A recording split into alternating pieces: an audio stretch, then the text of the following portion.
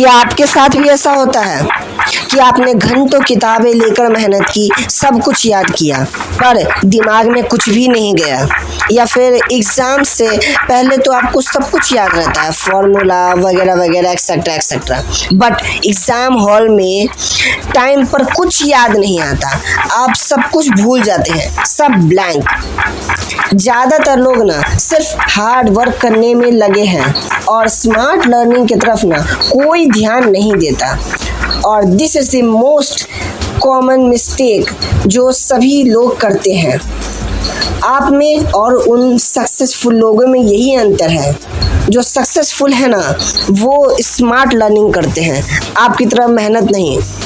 और जो बेवकूफ़ लोग हैं ना वो ऐसे ही बस हार्ड वर्क करने में लगे होते हैं।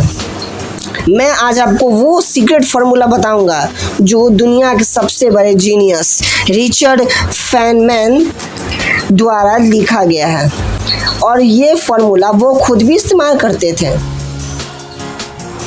मैं आपसे वादा करता हूँ कि इस वीडियो के अंत तक आप किसी भी मुश्किल से मुश्किल टॉपिक को सिर्फ 10 मिनट में समझ पाएंगे। तो आइए वीडियो को शुरू करते हैं।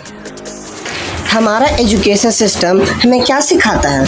ये तो बस यही बताता है ना कि पढ़ना है पढ़ना है और पढ़ना है।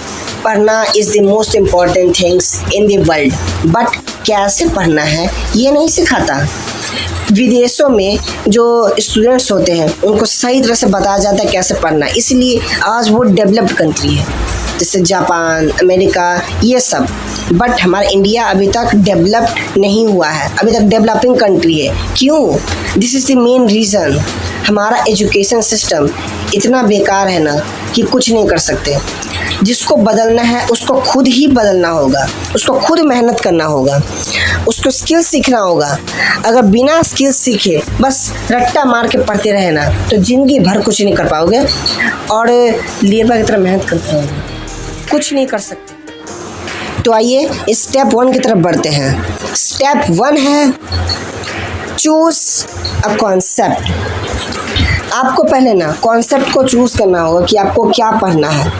सबसे पहले ये सुनिश्चित करें कि आपको क्या पढ़ना है, उसके बाद ही आप कुछ अलग कर पाएंगे।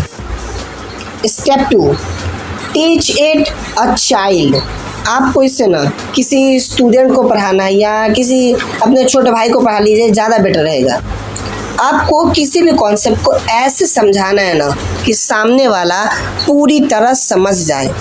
10 साल का बच्चा भी आपकी बातों को समझ ले। आपके मुश्किल से मुश्किल शब्द को इस्तेमाल नहीं करना है, आपको छोटे से छोटे वर्ड को इस्तेमाल करना है। स्टेप 3 है आइडेंटिटी द गैप्स। आपको समझाते वक्त ये ध्यान रखना है कि आप कहाँ अटक रहे हैं। जहाँ अटक रहे हैं वहाँ गूगल करिए या फिर किताब खोलकर दोबारा चेक कीजिए कि आपने कहाँ गड़बड़ की, और फिर उसको फिर से समझें और फिर अपने भाई को या किसी भी छोटे बच्चे को समझाइए। This is the best method in the world. दूसरों को पढ़ाने से आपको वो चीज़ लंबे समय तक याद रहती है।